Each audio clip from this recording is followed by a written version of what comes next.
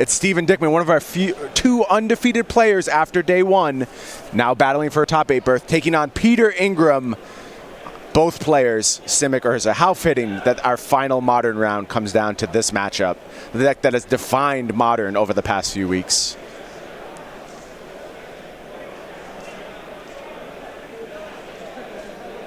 Already an interesting line to me out of Pete. Deploying the engineered explosives on 0, right into your own Mox Opal, when you could wait a turn because you're not using the Mox Opal anyway, get a little information off your next draw step, and then still play that for 0 on the next turn if you want to. Yeah, interesting decision.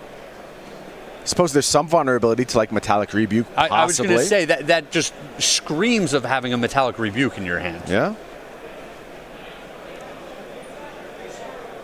Peter going to go ahead, play tapped Breeding Pool, passes the turn back to Steven.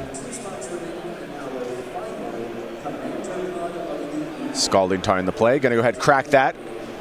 We'll grab a land. Craig's favorite land in all of Magic. It is Snow-Covered Island. Entering the battlefield. You got to play it. You don't have a choice.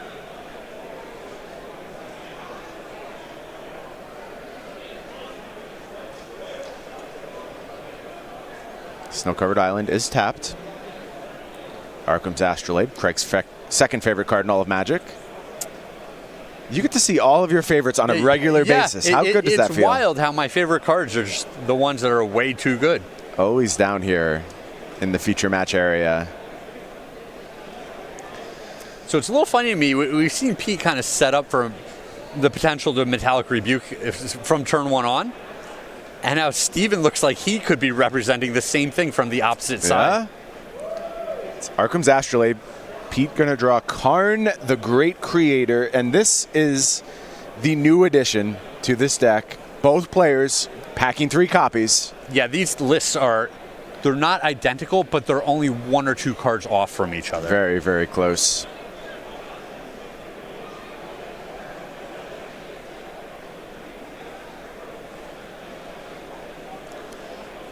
There's a Mox Opal from Steven. Need to further push that mana advantage. Has an untapped Watery Grave as well. You see Urza in hand. That play is available. Gonna attempt it. Metallic Rebuke is the response from Peter. Steven kind of walking right into that one. Like we said, Pete clearly forecasted that over the first few turns, so I'd assume Steven's got a plan.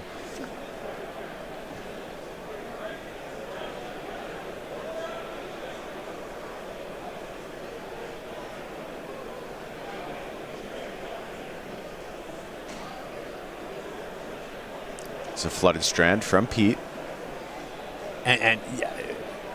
Time for his own. Yeah, he's just clearly in the driver's seat here. He's turning off the opponent's artifacts, and he's sitting on 5 mana sources. So just 1 more land off the top means that he's going to be able to tutor up that Mycosynthlatus, and if Steven doesn't have an answer immediately, the game's over. That'll be a wrap, yeah. Let's see what Pete wants to do with Karn on this turn. Gonna go take a peek at the sideboard. Boy, Wishboards came back to Magic in a big way in 2019. They really did. Fae of Wishes, Karn the Great Creator, Vivian. Yes. I love Wishboards. I don't know if you know that about me, Craig. Well, it takes away a lot of the sideboarding decisions, right? Right. I'm a very simple man. You got to keep things very clear for me.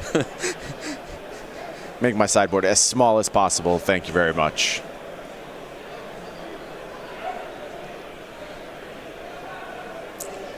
And to me, this is the point where we needed to be getting that Urza on the board, right? So that we'd have that big Karnstruct ready to pressure that Karn so that we can't just get locked up in this game. Yeah, let's see what Steven has on this turn. 4 mana tapped again. How about Urza one more time? Perfect. It is going to resolve. Now you see why Steven was very willing to play one on the last turn. Had a backup copy. Karnstruct comes down. Going to use Urza to make some mana. Gilded Goose, now we're up to 4 mana. Oh, man. Also a Karn. That is sick. He can't get locked out now. Huge turn. Huge. He's way ahead now. Karn's going to go ahead and plus. Eat the engineered explosives. I agree. Love it. Obviously not online right now with Karn on the battlefield, but you want a little insurance.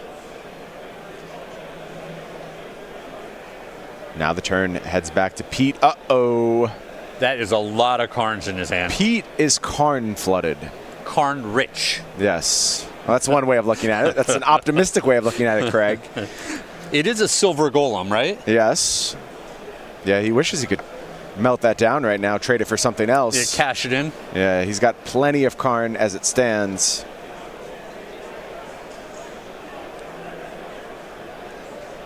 So he does have a cryptic command in his hand, which, he might pass the turn, let the opponent tutor for the lattice, and then counter it, and then not have to worry about that card for the rest of the game. And he can also bounce something in the progress, whatever the most threatening card is on the opposing side of the board. Looks like Pete's going to take a look at his sideboard.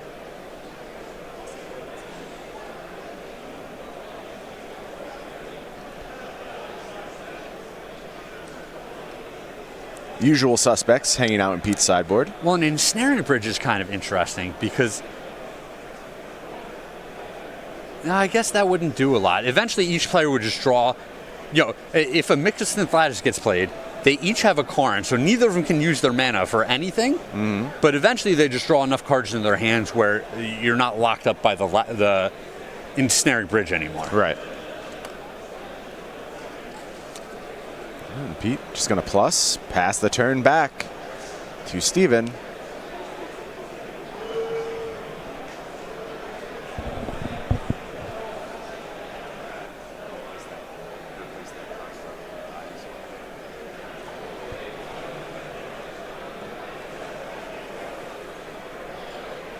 Looks like Oko in Steven's hand.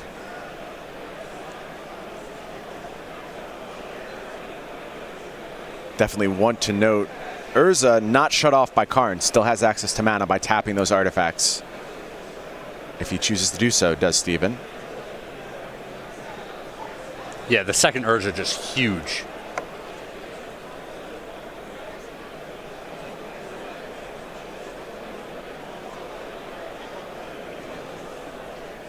Here's a Gilded Goose.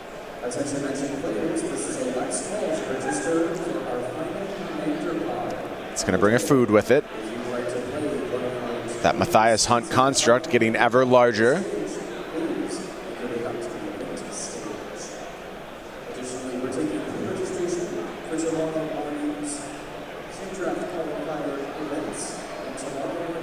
And I think Steven is kind of sniffing out this cryptic command from the opposing side. When you have the second Urza, it's a very sharp play. Just run the first Urza into the counterspell, get that out of the way, open up the second Urza. So, he seems to be very aware of all the different things that can happen in this game.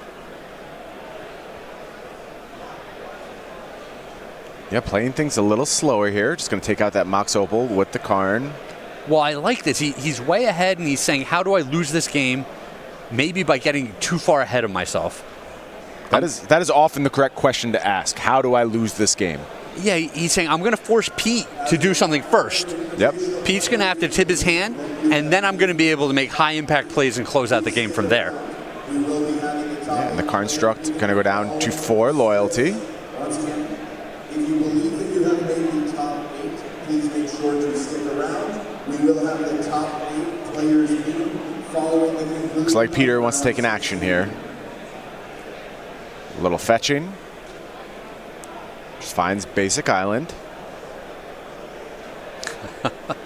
How is it a basic island if it's not called island? It's very basic. Cryptic command on your end step.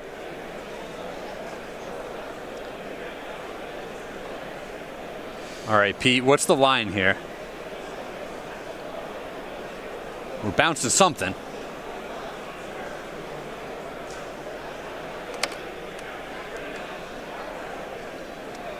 What are your highest priority targets here, Craig?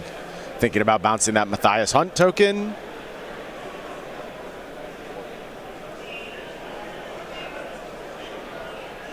A little bit of mana tapped from Steven. Going to take an Urza spin. It's possible that Urza was the target here if he's spinning Urza. Could be. You also could just try and hit Cryptic Command. Snow-covered forest. Urza is going to go back to hand. And Pete draws another Cryptic Command. Okay. And you see him shaking his head a little bit. He's saying, I feel like I'm so close. Yep. Gets to blow up the food.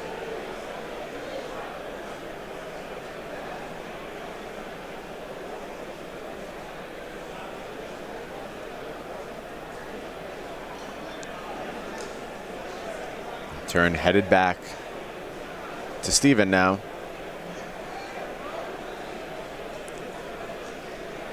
I think Pete's acting a little bit here. I think that show of frustration was intentional. The Hollywood? I think so. Attack Karn, make a little food beforehand. 2 Okos and an Urza in Steven's hand. That's okay. And he does nothing. Yeah, he's doing the same thing. He's saying, Pete, you have to move first. Yeah. Pete's going to plus Karn on a food again.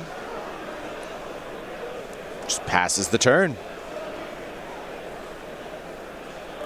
And a pretty cagey back and forth by both players. To me, Pete does not have a whole lot of choice in these lines, but Steven's just been very sharp at sniffing out what's going on in this game. I really like how Steven has played this game. And he's even leaving, so there's some appeal to cracking that fetch land there, making another food with your goose. You feel like you're not using all of your resources.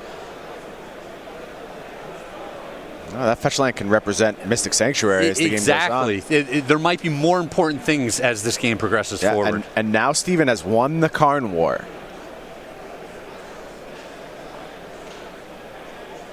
Clearly with a leg up as it stands.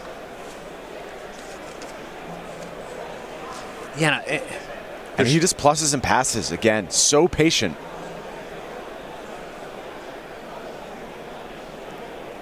Pete just does nothing. Steven gonna make a couple more food tokens. Did he have 2 green sources? Oh yeah, he has the Mox now. He does have a Mox. Yeah, everything's freed up from the opposing Karn. Right on the fringes of our battlefield. Hiding under several food. Mm-hmm.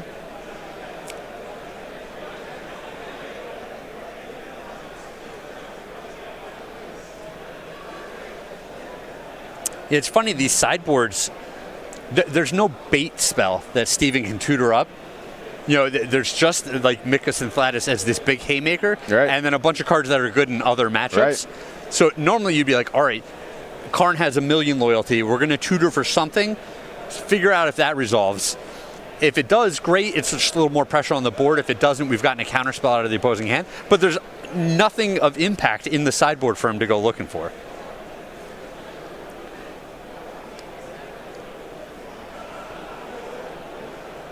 Yeah, at some point I wonder if you think about going to get a Damping Sphere and playing it just so you can plus Karn onto the Damping Sphere and get more damage out of the card.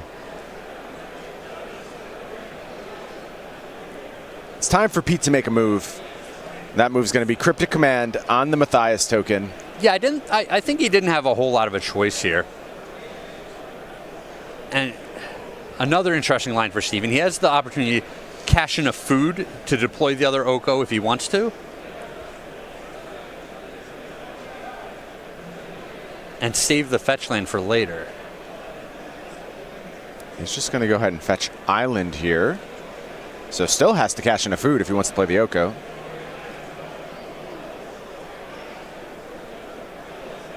Oh, he's got plans for Urza. I mean, that makes sense. Yes, it does. Absolutely does. just wants that Matthias token to have as much airtime as possible. And there is Urza, and that is going to do it for Pete. Steven played that game so well. So patient. So patiently. Yes. Have to give props to Steven there. Solid player here on the SCG Tour, always putting up nice results. And a well-played game here with the highest stakes imaginable as both these players battle for a top 8 berth here at the SCG Invitational. Why don't we go ahead and take a look at sideboards now. We're going to start over on Steven's side. These are going to be very similar sideboards. I think the plans are going to be very similar. We'll talk through it anyway. Steven's got 2 Damping Sphere, 2 Assassin's Trophy, 2 Fatal Push, 2 Thoughtseize, an Engineered Explosives, an Ensnaring Bridge, a Pithing Needle, a Mycosynth Lattice, a Disdainful Stroke, a Tormod's Crypt, and an Ashiok Dream Render. Craig, what do you want to do if you're on Steven's side? Ooh, it's kind of tough. I'm sure each of these players have a mirror. You don't show up to this event with this deck if you're not ready to play the mirror over and over. A lot of the cards are tempting, right? Like you tell yourself, I don't want my opponent's early Emery to take over the game by generating too much advantage. So that makes you think that you want Fatal Push. It's nice to have early information and to be able to break up opposing counter spells, which makes you think you want Thoughtseize. There's a lot of high impact 4-cost spells in the matchup, so you want the Disdainful Stroke. And then something like Assassin's Trophy is just so versatile. It gets almost any of the problems off of the board at any point. So that's a lot of cards. I think that's probably too many cards to side in, but it's close. So I think they're going to kind of side in around 5 cards, and we'll see which ones are the ones that just don't make the cut here. Okay, I'm not going to make you talk through all those cards again, but we'll note the differences in Pete's sideboard. 2 Drown in the Lock. Any interest in that card in this matchup? I think so. I think the versatility of that card, where each player is putting tons of cards in their graveyard, so it's going to turn into a better Disdainful Stroke pretty fast. So I like that as a versatile counterspell / removal spell, and I think it's going to come in. Okay, the other change, Mystic Forge. I'm assuming that's just going to remain there for a Karn sideboard target, but can be useful in this matchup. Yeah, I don't know if that's what you want to be doing. It's just an awkward card in your opening hand sometimes. Oh, absolutely. I like it staying there in the sideboard. Having access to it as a Karn target, though, could matter as the game goes long. So Steven up a game, trying to cement a berth into the top 8 here at the SCG Invitational. Pete's been there before. He's got an Invitational top 8. Pete's been around the block, right? Like, he's no slouch. He's a veteran. He had his time working with WotC. The man knows what he's doing. Don't believe he's one of the ones responsible for the Arkham's Astrolabe, Craig, so you can not cast your ire his way. Should we just put Oko on him? I think he was long gone at the time. Yeah, I think he was too, but I need to blame someone for these things, Brian. Okay. You can blame me. I'm fine. Yeah, someone here in this room. Just yell at me. People blame me for all kinds of stuff. Gosh darn it, Brian. I'm used to it at this point. Why do we have to play only snow-covered basics? It's good for you, Craig. That's trust me. So bad for everyone. Sit down, shut up, enjoy your snow-covered basics. How dare people enjoy the basics they've accumulated for 20 years of playing Magic? Let's not let them use those anymore. Oh, Craig. You sound like someone who just spent a bunch of money over at the Basic Land Sale. StarCityGames.com. Oh, man. Check out what's going on in the Basic Land Sale. Have your heart broken just like Craig's is. Oh, yeah, a lot of these designs are just so subtly powerful, right? But they've got these rippling effects that I can't stand it. I feel you. Astrolabe doing a lot to the format. This format as well as Legacy. Although I think it's tapered off a bit in Legacy. It's still there, but it has, but just not at its apex anymore. A lot of decks play snow-covered lands even without the need for snow-covered snow mana. It's true.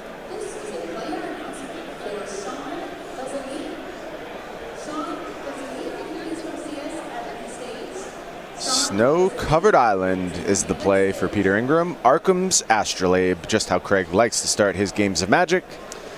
Mox Opal, the follow-up, passes the turn over to Steven. Steven on a mulligan to 6, I believe. Yep. And I think Peter kept 7. Had tons of those sideboard cards in Pete's hand. Looks like 2 Drown in the Lock and a Thoughtseize, along with an Oko and...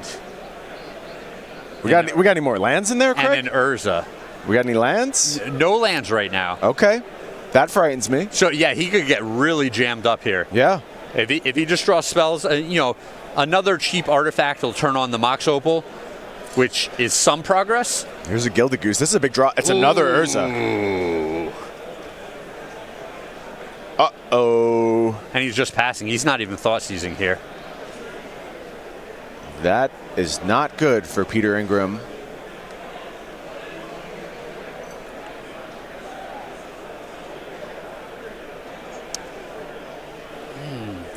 So if I'm on Pete's side, I think I want to thought seize on that turn. A lot of times you want to wait as long as possible. If the most important cards are 4-cost cards, right, you want to thought seize on the third turn before they can make that 4-drop. Well, I'll say this. By doing that, he represents Rebuke.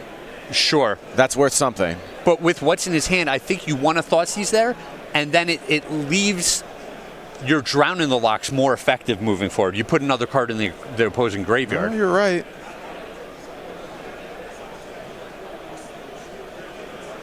I don't know. It's a tight decision. Pete choosing not to thought seize. One more time, just plays Engineered Explosives on 0. That does mean that Mox Opal is up now. Yeah, and he could have picked off a Goose there as well, and he chose not to. He really just hard representing the counter spell. I think when things go wrong like this, you can make a lot of case for just trying to talk your opponent off any proactivity. But if your opponent goes for it, that's going to blow up that plan. And this is big, right? It's time for Thoughtseize.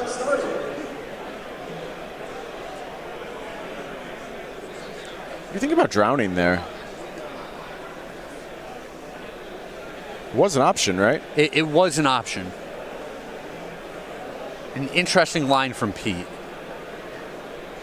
Deny your opponent some information. You get to dictate which card you lose.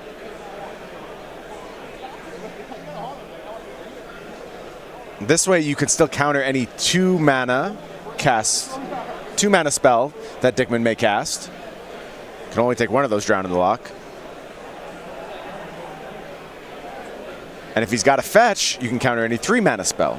So you see the upside. And even the snag from Dykman there is interesting, where he's saying, all right, Oko is the big problem card in this matchup. I'll wade my way through like some discard and some counter spells, and I'm going to be all right. Now Pete's going to go ahead and fire off that Drown in the Lock. Kills Gilded Goose. All right, those Drown in the Lock starting to get live now. Draws Gilded Goose for the turn. Got a feel for Pete here. Desperate for a second land. And just all jammed up. Top 8 life on the line. Now it's time to Thoughtseize. What are we working with? Urza, Oko, Assassin's Trophy, Mystic Sanctuary. A lot of high impact cards there. Heavy hitters. And using his mana, Pete's saying, I'm also going to deploy this Goose on this turn, which is going to leave Dykman the opportunity to play one of these cards on the next turn. And so it's up to Pete. Do I want to leave him Oko, or do I want to leave him Urza? I think Pete just between a rock and a hard place here. You feel for him. Yeah, so if you leave him Urza, you're saying I can Drown in the Lock to kill the Urza. Right. And then I still have my Engineered Explosives to clean up the construct that's left behind. It checks out.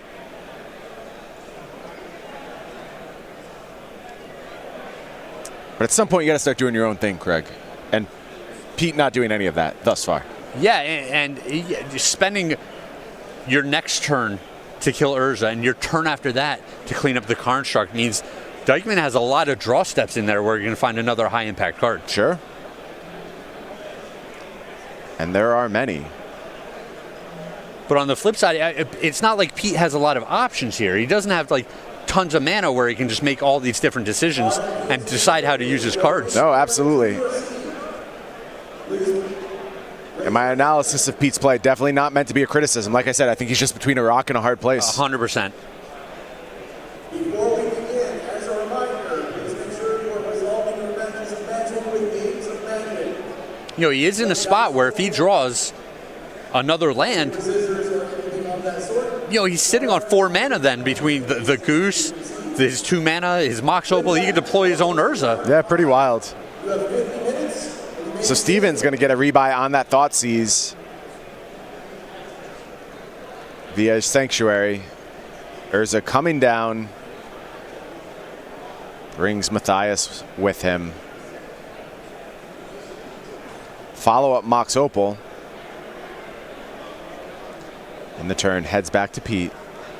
Draws Astrolabe.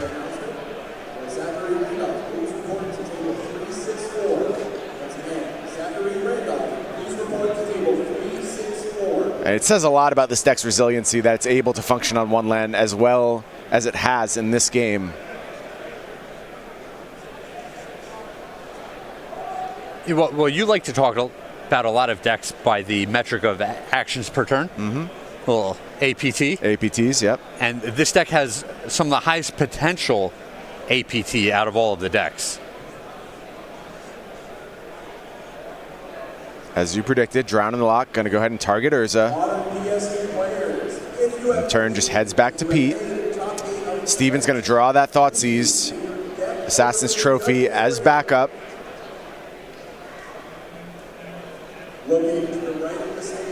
Takes one of the Urzas. And Construct getting to work. But for his part, Steven mostly out of gas. Yeah, so it's kind of interesting because if Pete draws a land here. He drew a land here. He can deploy Urza. Uh-huh. It's going to get blown up by the opposing Assassin's Trophy. Okay. And then we've got very similar boards for these two players. Yeah, I think Pete has done it ostensibly. He has made his way through this horrible, horrible mana screw situation and has gotten the game basically back to parity. Yeah, it's just super close for both players here. Really interesting back and forth in this game. And like there's even, I think you have to put the Thoughtseize on top of the deck there, but there's some argument to be made for, hey, I'm just going to keep trying to pressure the opponent. Now it's time for Assassin's Trophy.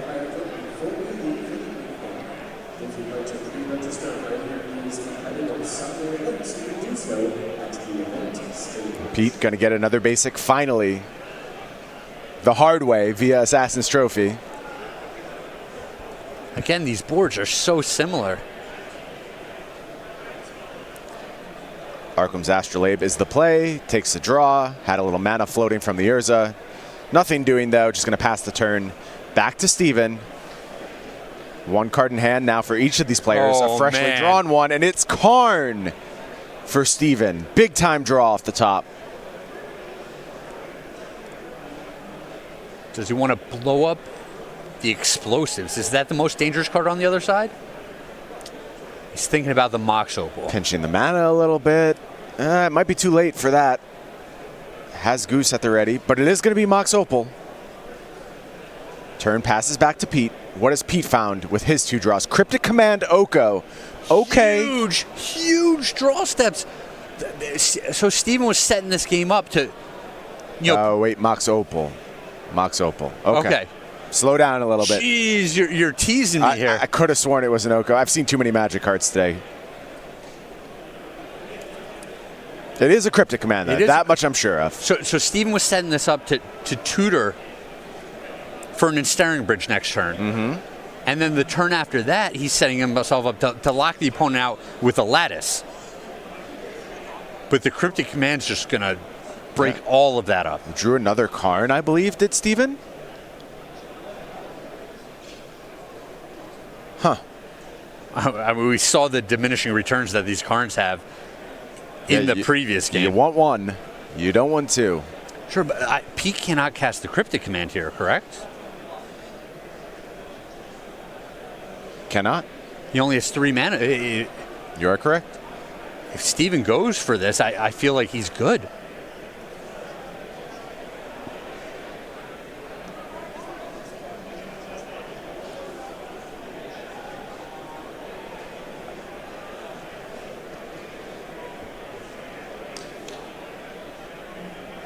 You're looking for an Ensnaring Bridge here, Craig? 100%. Engineered explosives. This is kind of an interesting one. This is going to clean up a lot of the board. Cast for 0. Okay.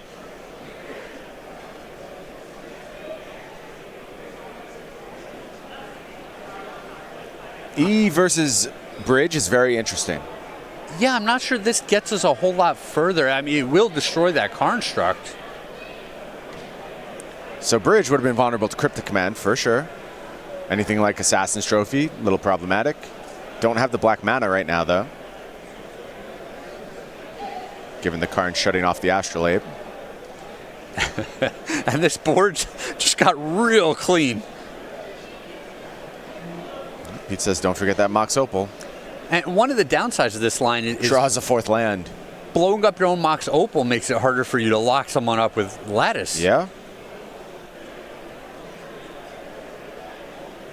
Pete now with Cryptic Command online.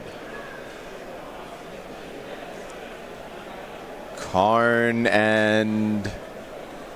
Karn? Yeah, he might be all rolled up with Karns. Nope, Astrolabe. Astrolabe. All right, that's a better card to have here. Takes a draw.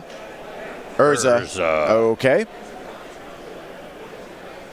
That's a nice one. We know, though, Cryptic Command at the ready for Pete. And again, this is a similar situation to the previous game where Steven, I wish he had a bait spell in his sideboard where he could try to draw out a counter spell. Yeah, is going to go ahead and minus. Gets a Pithing Needle. All right, he can lock up that goose. We'll see if that's what he's thinking here. Is going to cast it. Question mark. It's so funny how we all have the same mannerisms for certain things. Yeah, we can't hear the dialogue. No, I know. He's presented we know it. exactly what's going on.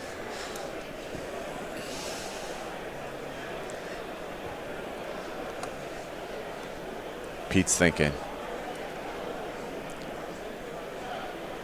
Gonna go ahead, crack Misty Rainforest. You interested in a Sanctuary here? I think I am. Drown in the Lock, maybe? Drown in the Lock is just a clean 2-mana counterspell at this point in the game. I think so. As long as Pete has access to black mana. We shouldn't get ahead of ourselves. That's a good point. The Goose is his avenue to black mana because the Karn is locking out the Astrolabes right now. Yeah, so it really depends what he's doing about this Pithing Needle.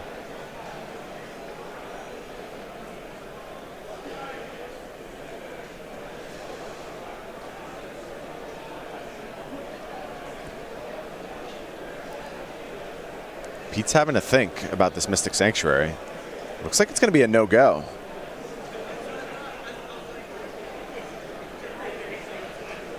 Yeah, and it looks like he chose not to put anything on top.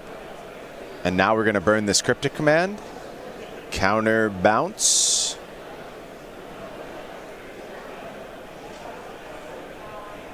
Bounce draw.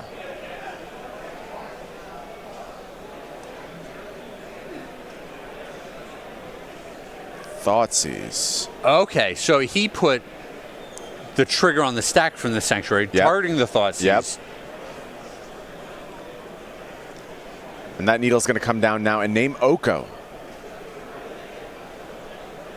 And this is the kick in the gut. Oh, you got to feel for Pete. I mean, that was a nice little setup, but... Yeah, he was saying, all right, I'm going to battle my way through this Karn the hard way. Yeah. Nope. Can't even take the Karn. Has to take Urza instead. All rolled up with 4 drops. And now Pithing Needle on the battlefield, naming Oko.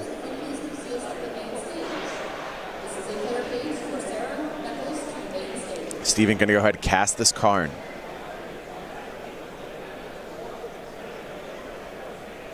Pete says, sure.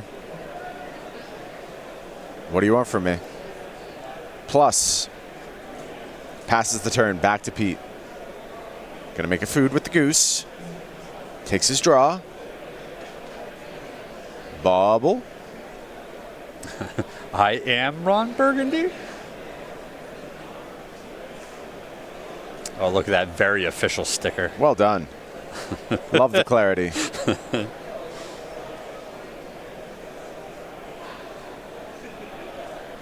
Steven plays another Astrolabe.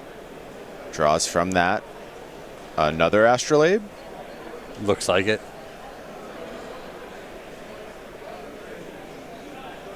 Has Goose at the ready. Getting close to that big mana threshold. Going to go ahead, use some Astrolabe mana. Makes no mana. It's like magic, Greg. Of course it does. Why wouldn't it make snow mana? It's like magic. Finds a land. And that means we're representing Lattice on the next turn. Yeah, super close. And it's actually kind of nice that he can use his Karn to keep the opposing foods in check. Yeah. Very true. Going to deploy his own Goose now. And the Goose is loose, bringing some food with it. Karn gonna plus.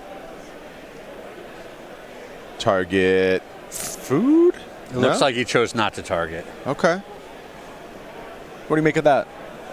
I think it's just a very minor misstep in the course of this game. These are the type of mistakes that I'm prone to, where I think... He's thinking about something else right now. Exactly. I think one turn ahead or 2 turns ahead, or the 3 plays I'm going to make over the next 2 turns, and then I just shortcut something and I make that small mistake. So I could definitely see how it would happen to Steven here.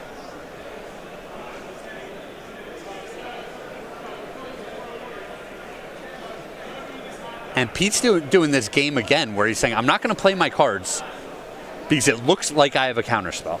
This time we're going after a food. And yeah, he doesn't even want to use his mana to sacrifice the food because, again, it makes it look like he has a counterspell. You know what, though? He reached for it for a second there. And if I'm Steven, that gives me pause, right? Well, he would still have 4 mana available to him. Yeah. Between the 3 lands, the Goose, and the remaining food. So why did he pass, Craig? Everything happens for a reason, and you have to unpack that. Sure. That means he's trying extra hard to represent, look how much mana I have. That's what I would take from that.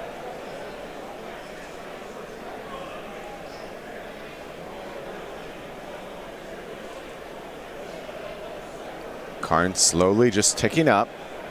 Steven, again, playing very patiently in this spot. Seems very practiced. What, he's going to go get the other Mystic Sanctuary here. Mm-hmm. He's going to put that Thoughtseize back on top. Yep. And he's going to figure out that the coast is clear. Mm-hmm.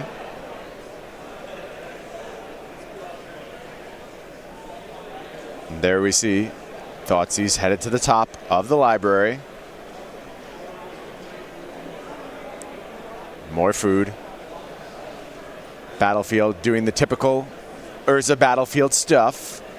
And the way the game's played, you know, we're saying, if Steven had a little more intuition, maybe he would have felt confident in going for it on one of these previous turns. But playing careful, I mean, he's just locked it up where it's 100%. Yep. I really appreciate his patience where he has a plan, and now it is 100%. Here's Thoughtseize. Checks, sees the coast is clear, mocks Opal, Mishra's Bauble, has the land, and that is going to get the handshake from Peter Ingram, and that means Steven has secured one of our top 8 slots. And just, I mean, that's a great win there where neither player had just the